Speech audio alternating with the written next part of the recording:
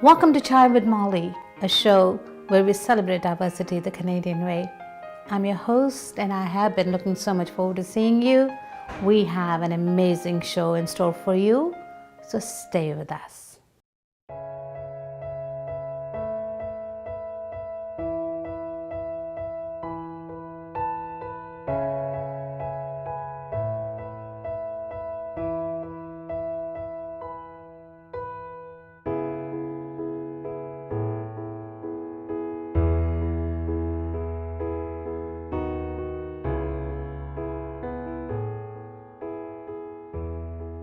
My husband and I are outraged and heartbroken over the kidnapping of more than 200 Nigerian girls from their school dormitory in the middle of the night. In a blink, they were taken without a choice. With no reason, they were taken without a voice. So very young, I know that they are so afraid. But hold on, we gotta take this day by day. Let us pray and keep their faces in our minds, and let us hope from fading in the wind. Let's stand up, we can go the distance. We have to come together as one. Look into their eyes, let's give them our attention, 'cause we're on a mission called their life. 'Cause we can bring the darkness to the light. Listen, bring back our girls.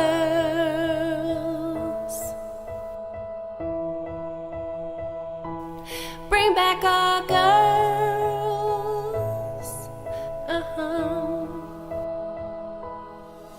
We can win with everybody staying strong. We can make it right when something was done so wrong. Look into their eyes, their innocence betrayed. But be strong, don't let their young hearts fade. Let us pray and keep their faces in our minds, and keep our hope from fading in the wind. Let's stand up, we can go the distance. We have to come together. We have in our studio today a very, very special Canadian woman who has driven all the way from Hamilton to come and talk to us about how we can continue to create an awareness about those girls in Nigeria that went missing. So welcome to our show. Thank you for having me, Molly. Halima Hatimi, thank you so much for being here. Thank you. Now, you are very passionate about these girls that were abducted in May? It was in April. April 14th. Yeah. Okay, so they were abducted in April, Yeah. and the world was outraged Of by course, this. yeah. Yes, and so tell us, why did something like this happen? Because most of us don't really understand. You know, it's a very complicated situation, because the day of the abduction, there's news that the government was informed about the abduction about 4 hours before. So they knew. They knew. Mm-hmm. They knew, and there's some news that they were told even before that. There was older men that were starting to enroll in the school a few weeks before the abduction, and they allowed that to happen, which is a very strange situation. So these older men were enrolled in the school Yes, where they these started girls? enrolling in the school where these girls were a few weeks before the abduction. And then 4 hours before the abduction, they were informed about it. However, the military nor the government responded to the call that there was something happening and there was impending in other words, they danger. had intelligence, prior intelligence. Yes. And so they just didn't take it seriously. No, they didn't, unfortunately, and that allowed Boko Haram, which is the militant group in Nigeria that's terrorizing Nigeria and is responsible for the abductions. That's when they were able to do what they did. Now, who are these people who form Boko Haram? Because majority of the people don't really understand. Who are these people? Boko Haram they have been around for more than 10 years now, and the insurgency wasn't as strong before when they started back in 2002. However, as they continue to commit these horrific crimes, with the bombing and the abductions and the shootings in the malls and the schools and the churches, they started to get stronger and they started acquiring more people, and so they've been able to terrorize more as the years have gone by. There's also, they have been given the terrorist title now, terrorist status by the United Nations, and they're also collaborating with other terrorist groups like Al-Shabaab and reportedly Al-Qaeda. Okay, so they have pretty much the same mandate as Al-Qaeda and all other militant groups. Yes, is that what it is? What Boko Haram is trying to do is to spread Islam. They're aiming for an Islamic uprising. Their version of an Islamic rising. Yes. Thank you very much for clarifying that, because yes. That's unfortunately the mistake that people are making.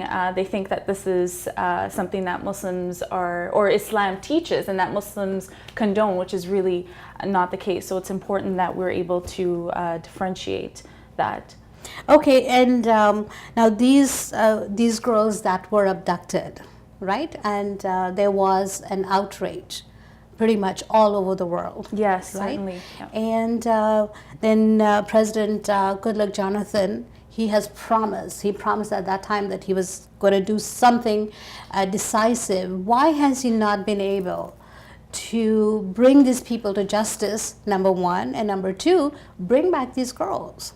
Well, sadly, President Goodluck Jonathan did not respond to the crisis until about 2 or 4 weeks after the abduction. Why the delay? A lot of the people of Nigeria, according to the news and some of my own research, the people of Nigeria believe that the only reason why the President Goodluck Jonathan responded in the first place was because of all the international pressure and how much people were coming together to obviously oppose what was happening, as well as the efforts by the people of Nigeria, particularly the relatives and the families of the girls that were abducted. So what did Boko Haram hope to accomplish by committing such horrific act?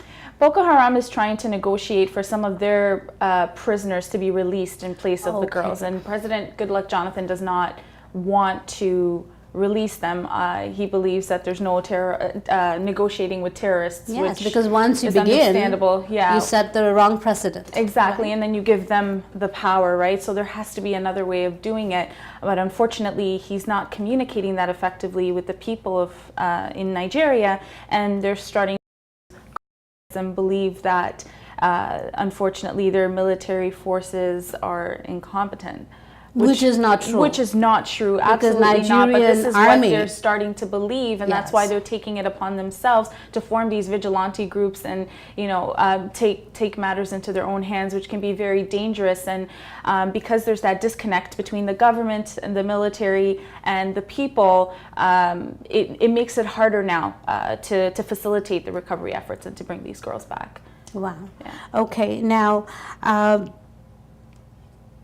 President Goodluck Jonathan and some African leaders met in May in Paris, and they decided that all of these nations in Africa are going to come together and do something about this, right, in response to these kidnappings. But nothing much has happened.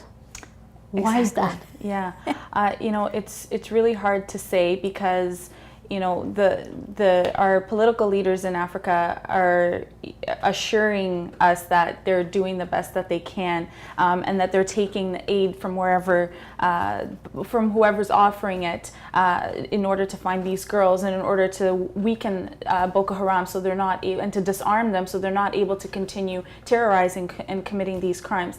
But unfortunately, it's still up in the air. Like, we're not really seeing any concrete strategies being executed. Why do you think? Is it because there's no political will, or is it because they don't have a consensus on it? Or what is it? I wouldn't say there isn't any political will. They are assuring us that they're trying their hardest.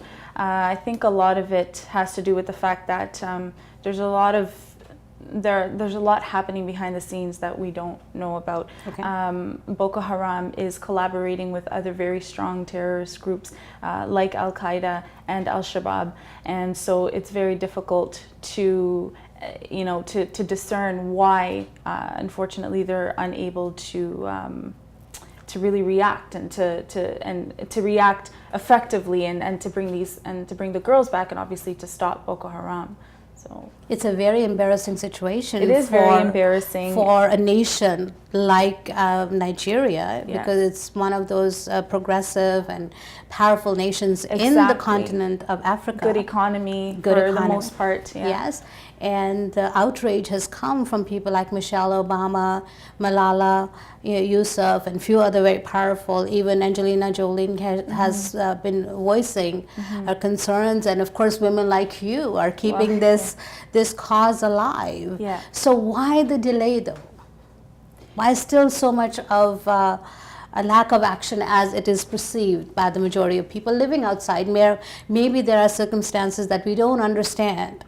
So if there are those circumstances, what could those circumstances possibly be? I think a lot of it has to do with the fact that, and this is a problem that's widespread in Africa, is that the people do not feel empowered. People are not empowered. If you look at the areas where Boko Haram is terrorizing the most, it's the areas where poor villages, where the illiteracy rate is high, where they don't have access to essential government services, where they don't have, knowledge and understanding of the democratic process in Nigeria, and they're unfortunately unable to get involved. And it's that disconnect of the people. And the fact that now they don't feel any sense of security or stability and are losing confidence in their government.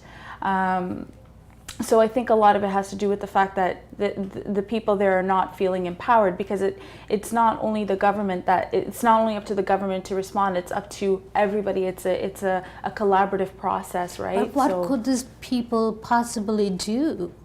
They're just regular people living in villages, minding their own business, right? Yeah. And then we're told that at night they're having to go into the bushes to hide. It's very hard, and now a lot of people are pulling their children out of school. A lot of people are, afraid to go into public places. People are not going to church anymore, to the mosque, to the malls, because they're scared that they're going to be terrorized. So it is a very difficult situation, and at this point, I don't have all the answers as to what they can do, but I do feel that, here where we have the opportunity and where we have the strength and the will to do something, that it's up to us to stand by the people of Nigeria so that we can help them to end this. All right. Now there are people who are watching this. What is it that you would like them to do? I'm sure there are many people like me who are touched by this story, right? Because we don't want this to happen. Even though I may not have African connection or whatever, but I'm a woman, right? As a woman, or even there are many men who are incensed by this. Yes. Because this cannot happen. It should not happen. Not in 2014. No. Right? This should not be happening. So what is it that people who feel so strongly about it should be doing? Well, I like the fact that you said that there are men that are also affected by this, because violence and oppression against women is not going to be, something that only women can undertake. Unfortunately, we can't do it alone. We need the men to jump on board with us, because that's where the violence is coming from. So the men that do feel passionate about this issue, that we need to welcome them as well. We need to welcome them in so that we can, form this, like I said, a collective voice, a strong collective voice, so we can stand together and resist this, right? And I don't like to use the word fight, because I don't believe that you fight anything away. I believe you have to be for what it is that you want, day in and day out, until you It's a good see word, it though. manifest. Yeah. Fight is a good word. Yes, yes, normally we associate fight with violence, and therefore it's not good. But when there is something so evil as what is happening, right, in the world, particularly in the context of violence against women, we ought to fight. Well, we do, and you're right. We do have to fight. That's for sure. We do have to fight. But I think it's always just to keep that intention at the forefront of why it is that we're fighting, right?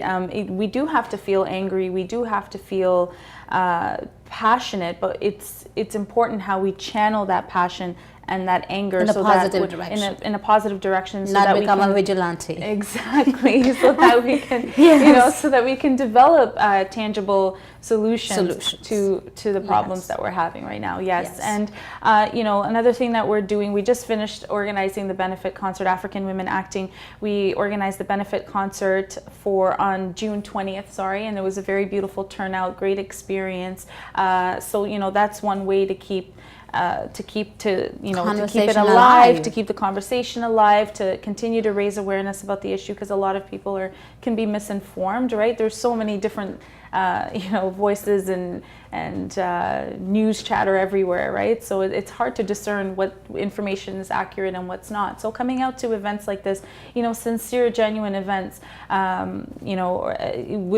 a good showing start. Solidarity. Showing stand in solidarity with everybody. It's a good start. It's a good start. Another thing we're organizing is a rally at Parliament Hill. It's going to be sometime this summer. We haven't set a date yet. But as soon as we do, I will let you know. Okay, we'll look forward to it. Yes.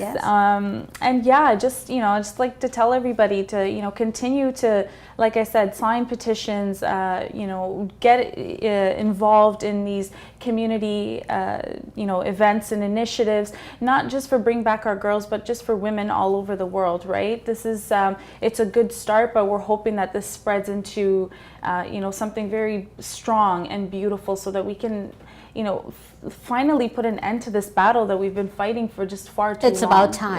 Yeah, it is about time. Like, enough is enough. Enough is enough. Yes. Thank you so much for being here. No, thank you so much for having me. We too want to join our voices with the millions of people around the world and ask you, President Goodluck Jonathan, bring back our girls now.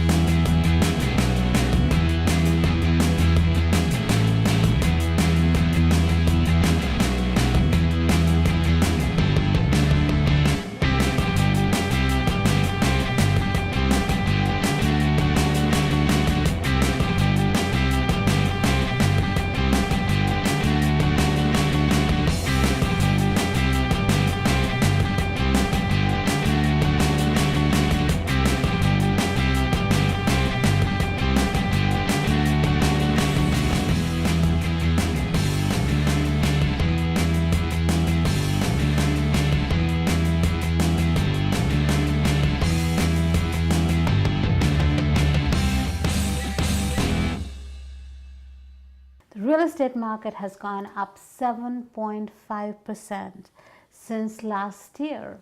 What does it mean to you as a buyer or as a seller? Let's talk to our real estate expert, Jay Banerjee. Hi, good to be here, Molly. So tell us, now the market has gone up. Now those who have already bought have done exceptionally well because course. they're already making money, Absolutely. right? And those who want to sell, what does it mean for them? Yes. Well, see, what happens is when the market rises, generally you think that someone's winning, someone's losing, which is not necessarily the case, and I'll tell you why. But there are things that one should do to make sure if you want to buy a home and sell your home, to do it properly in this market. Okay. There are a couple of numbers. One is 15% approximately. You see, the number of sales, this is very important, number of homes sold in June from the same time a year ago is up by 15%. Okay, what does it mean? What it means is that the inventory, people who are putting the homes on the market are not the same amount. The inventory of the homes coming on have not kept up with the growth of sales. Okay. What that comes to is what the classes I took in Marketing 101 25, 30 years ago, and that does date me, Molly. However, it says that supply and demand. The supply is down, the demand is up. Yes, people are not selling their homes as much. Yeah, As they and, used and to. or the demand is more. One of the two. Okay, Or the demand yeah. is more. Yeah. So if you're a seller, you are winning today. Okay. If you're a buyer, you're winning tomorrow. And that's why either way you're okay at this point. And I'll tell you why. If you're a seller, call your realtor, get an appraisal, price it where the market is today, and done properly in certain markets in Toronto, in the 416, you're getting multiple offers and homes from 10, 20, 50 to as high in the downtown for a detached home of $200, $300, $1,000 more for their home. Okay, now, even in this market, when homes are selling for more than asking price with multiple offers, pricing the home correctly is still very relevant, isn't it? Good point. Absolutely. Because if you price it right, the market is the market. It'll sell where it's going to sell. If you overprice it, the people that were looking for a home in this price range who may qualify for more would not get the home, not get to look at the home. But you see, if you price it and you reach 100% of the target market, what that means is that you have now reached 100% of the people. And will you agree with me that the more people that come to look at your home, Higher the chances. exactly. So price it right, talk to the realtor, look at the evaluation price, and do the right thing, but do it quickly. That's for seller. Okay, because there are sellers out there, I know for a fact, who are under this misconception that just because the market is doing so well, maybe I can try a little Yes. bit more. Yes, that would be a misconception because it'll actually hurt them. Because if the price is too high, many people won't even bother looking at the home. And it is happening. It is happening. It is happening, right? That's something called an expired listing, which homes don't sell. And when you drive by, you wonder, why didn't it Listings sell? are still expiring even in Exactly. this market. So a seller is winning, but they can win more by doing this. All right, so now this is for the seller. Yeah.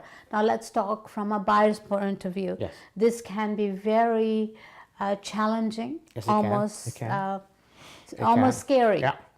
You So need, what do you want to say to those who are looking to buy? if you're watching this show, you're looking to buy, you want to advise somebody, write this down. Write down the word, first of all, mortgage financing. Because without the mortgage financing in place to make a firm offer, you could be outbid. Do not deal with the mortgage financing after the fact, number one. Number two, write down the word, a good realtor. Not because I'm a realtor, but because that's a fact. You need a good realtor. Realtors are valuable. That's right. You can't do without them, right? That's right. Have a good realtor in place Yes. who will show you and put a plan in place. Have them make sure the realtor has a plan. And number three is you have closing costs. Know what they are, so there are no surprises whatsoever in purchasing. And the fourth thing is when you go out, make your decision quickly, because the average time in Toronto for a home is between 20 and 25 days on the market. That's the average. But a home under 500,000 could have multiple offers. So if you go and see 10 homes or 5 homes in 2 visits this week, and you end up in a place where you've seen the home and you want to wait, they'll be all gone. And you and I, we know some of our clients, right, who thought, okay, let me wait 5 years ago, and I want to see where the market is, and maybe the prices will come down before I purchase. They would be ahead by $200,000. They would have been. They would have been. But you know what, Molly? It's not too late, because even though you think the seller is winning, the buyer today, let's take ourselves, can we fast forward 5 years from now? Mm-hmm. Look at the trends of the economic indicators. I mean, GDP alone went up is 1.2% in the last quarter. Employment has improved. Inflation is only at 2.3. But here's the number. I'll give you 2 numbers. Number 1 and number 3. The Bank of Canada, they call it the overnight rate, is 1%. The prime That's unbelievable. Exactly. Remember the days gone by in the 80s or 90s, 14, 15, 18%. It was I remember atrocious. in the 90s when the interest rates came down to 10%. Yes. And people were locking it in. Exactly. Right? Exactly. I do too, Molly. So and the other one is the number 3, where to borrow, it could be as low as 2.99 or less for a 5-year mortgage today. That is unbelievable. So with these rates in mind, for the next 5 years, you know what's going to be your cost to carry the home. You buy it today with the economic trends, employment doing well, economics coming into our province of Ontario, into the city of GTA, immigration doing well. The chance of your home going up another 5 to 7%, the way it has been for the next 5 years, is pretty good. So 5 years from now, you'll be in the same place as the seller is. So today is still a win-win. Still a Yes. win-win. Call. Right. And the reason why these homes are selling so quickly and for more money or for full price is because somebody is buying them. Absolutely. Right? So those who are not taking a chance are really shortchanging themselves, isn't it? Well, there's another factor here is I just remembered. Well, let's look at the rental capacity and the rental rates. The rental capacity, well, the amount of people renting has gone up 30%, while the cost of living in a rental has gone up 11% in the last 1 year alone. So it's not our incomes haven't gone up 11%. But if the same person who was renting was able to afford to buy a property, they would end up putting a lot of the money into their own pocket, because they're spending just as much or close to in a rental property. In some cases, Absolutely. even more. And you can't get a place. You can't get a place. Can't get a Even place. rentals nowadays are getting multiple offers, right? So what would you like to tell someone who's looking to first sell his home and then perhaps buy? Okay. What I would say is call the realtor, get an evaluation done known as a comparative market evaluation. Have your home clean and ready. Don't take weeks, because things, who knows? Something could change tomorrow. We hope not. Call the realtor and list your home right away on the MLS listing system, because that's where you get the fair price. For a buyer, go find an agent that you're comfortable with to work with and ask him to get yourself under contract. Because if someone knows your need, they can follow you through time. They can make sure you get the right home. Don't see double properties, and everything is clean and neat. So hire a realtor, get your financing, know your closing cost. That's it. All right. Thank you so much for You're being welcome. here. Yes. That's all for this week. We will see you again, same time, same place. Just because the show is over doesn't mean that we have to stop talking. Let's continue with the communication. You can reach us on our social media, Facebook, Twitter, and we'd love to hear from you. If you'd like to be a guest on our show or would like to advertise with us, please contact us 647-979-3220. Now, before I go, let me remind you once again that to be good and kind to a stranger is a good thing.